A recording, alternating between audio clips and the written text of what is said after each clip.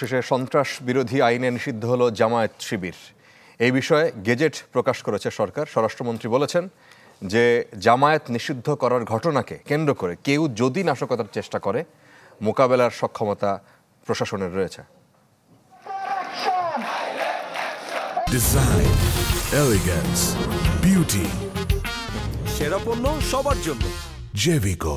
কোটা সংস্কার আন্দোলন ঘিরে সহিংসতা পরবর্তী পরিস্থিতি মোকাবেলায় 14 দলের সাথে প্রধানমন্ত্রী শেখ হাসিনার বৈঠকে সিদ্ধান্ত হয় রাজনৈতিকভাবে জামায়াত ইসলামী ও ছাত্র শিবিরকে নিষিদ্ধ করার, যা কার্যকরে বৃহস্পতিবার বিকেলে গেজেট প্রকাশ করে স্বরাষ্ট্র মন্ত্রণালয়।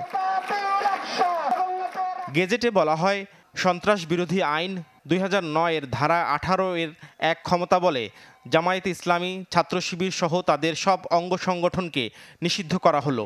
এর আগে এই আইনের ব্যাখ্যা দেন আইনমন্ত্রী আনিসুল হক।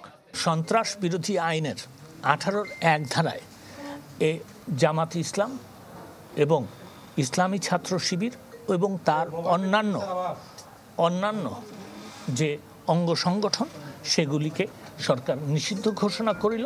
তারা যদি বাংলাদেশের কোনো আইনে অপরাধ করে থাকে অবশ্যই তাদের বিচার হবে, কিন্তু এটা যদি আপনারা বলেন গণহারে জামাতে ইসলামের যারা নতুন কর্মী, যারা 1971-এর পরের জন্ম নিয়েছে কিন্তু তাদেরকে বিচার করা হবে, আমি এরকম গণহারে বিচার করা হবে না।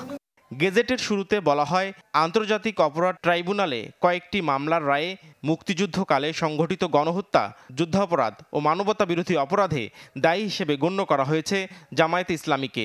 সেই সাথে নির্বাচন কমিশনে জামাতের নিবন্ধন বাতিল করে সর্বোচ্চ আদালত। আমরা মুক্তিযুদ্ধকে দেশ স্বাধীন করছি না, ওদের বিরুদ্ধে তো আমরা সেই 71 থেকে যুদ্ধ করতেছি, কাজেই এইগুলো আমাদের সক্ষমতা অনেক আছে। কোটা সংস্কার আন্দোলনে সহিংসতা নিয়ে জামাত শিবিরকে দায়ী করে আসছে সরকার।